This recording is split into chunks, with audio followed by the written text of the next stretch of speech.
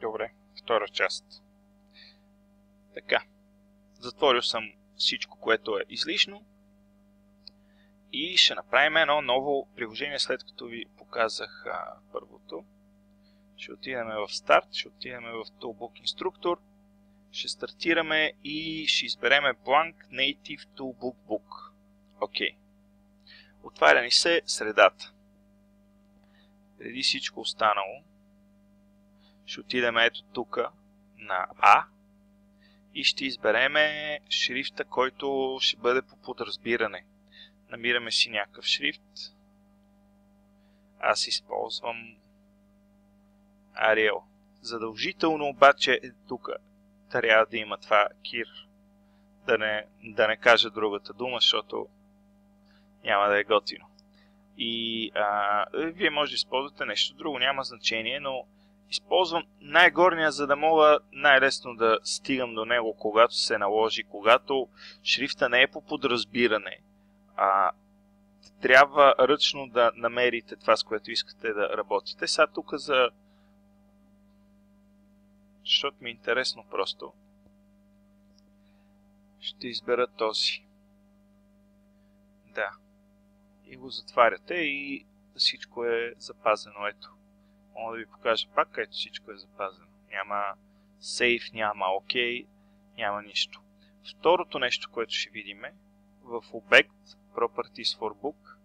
Тук можем да променим размера на работното поле. От ето тук. Можем да си избереме нещо. Ето така и то се разтяга. Виждате само. Може и малко по-надолу. Така. Или да избереме някой от настройките. Аз работя на това. Обаче тук ще ви показвам с това. Ще направим едно приложение малко, просто за да видим от нулата как се правят нещата. И така, искате ли да го сейвнеме? Да го сейвнеме, ще се казва примерно няма да се казва YouTube. Това са глупости. Ще се казва UPR Test 2. Готово. И ето го тук. Излезна, сейвна го на десктопа. Сега, имаме два режима на работа. Читателска среда и авторска среда. Читателската среда е това, което ви показах ето тук. Е това, което аз съм направил.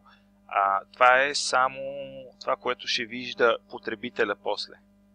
И това, което ще може да прави. Авторската среда е средата, в която се правят тия всичките неща, се пишат и така нататък. Така че, да. Това е важно. Минава се между двете среди с F3 бутона. Ето сега ще натисна F3. Хоп, виждате читателска среда. Пак го натискам. Оп, виждате авторска среда. Така. По подразбиране сме в страница 1. Това тук е важно да го следите, просто го имайте като навик.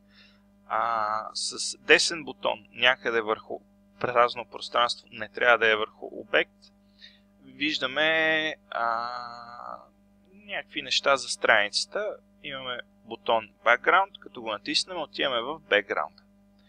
И тук вече можем да правим бекграунди. Ние ще си направим нещо такова. Примерно ще нарисуваме един квадрат, ще го пуснем, ще изберем ето това, ще му дадем десен бутон и първия бутон е за Properties. Properties for Rectangle, ето виждате тук пише. Имаме Fill Color, това е цвят на запълване. Имаме Stroke Color, това е цвят на очертанията.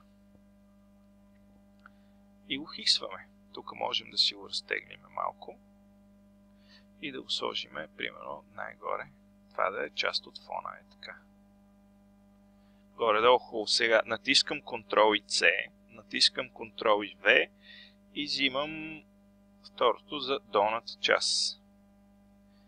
И бекграунда, виждате как е готов. Сега искате ли да сложим един надпис, примерно това да е бекграунда за заглавието. Избирам field, очертавам поле, давам десен бутон, Properties и полето ще бъде, примерно, какво ще бъде полето? Ще бъде с такова запълване и ще бъде с бели букви. Обаче няма да има правоъгълник около него. Параграфа, фонта, примерно, ще бъде малко по-голям, за да изглежда като заглавие. Ще кликна два пъти върху него и ще напиша заглавие. Супер. Дори ще го попроменя малко, ще бъде Bold Italic. Не, само Bold ще бъде. И ще бъде още по-голямо. И ето, вече имате някакво заглавие. Нали? Това ви е фона за заглавието. Бакграунда за заглавната страница. Примерно, сега вие може да строите нещо друго. Навигацията. Все още сме в бакграунда.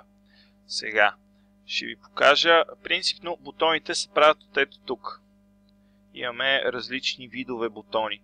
Обаче в Toolbook има някои неща, които са автоматизирани. В смисъл имат някаква вградена функционалност, която ние можем да използваме. Нали?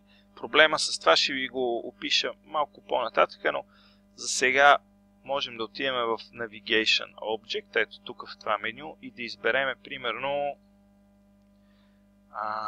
нужните ни бутони за приложението. Ето ги тук. First Page, Click and Drag задържаме и провлачваме. Това ще ни отведе на първата страница. Излизат някакви Properties. Можете да ги разгледате, не е важно. Това ще бъде Last Page, последната страница. Това ще бъде Next Page. И това ще бъде, примерно, Previous Page. Можете да използвате тия глупости. Те са панели, също имат вградената навигация. Аз лично използвам тия. Как се форматират бутоните? По абсолютно същия начин. Десен бутон, Properties, шрифт, цвят, глупости. Може да го направите примерно с някакво много по-тъмно зелено и примерно бяло. Ето. Това вече зависи от вас, но това, което направите в бекграунда, остава. Сега ще натиснем десен бутон, ще отидем на Foreground и вече сме на Page 1. Това е първата страница от вашето приложение. Трябва да сте много внимателни с правенето на нови страници, тъй като те не могат да се изтриват. Това е забавно. Сега, всичко, което е на бекграунда, когато сте в страниците, това нещо не може да се променя. Кликам, пипам, няма значение. И като натиснем F3, виждаме вградената функционалност. Тук тия бутони са неактивни, тъй като няма следваща страница, няма предишна, няма първа, защото сме на първата и така. Ако направим нова страница, ще видите как всичко ще си работи.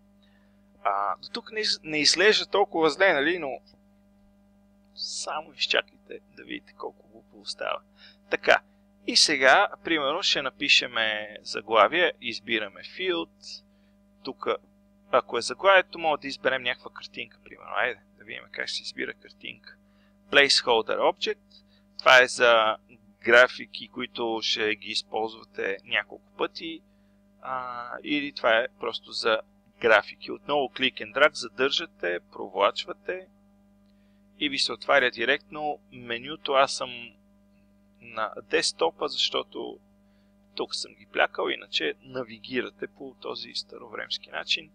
Избираме примерно една перфолента, да кажем, и ето. Хоп, готово. Имате изображение. Сега, това изображение, ако го не може да се намаля. Така че внимавайте с какъв размер изображение работите. Това Това също е важно. И сега, примерно, това е, може да се опитаме да скриеме кепшъна. Като го изтриеме, ще стане, що да не стане. И да сложиме тук, примерно, някакъв текст, глупав. Добре дошли. Така.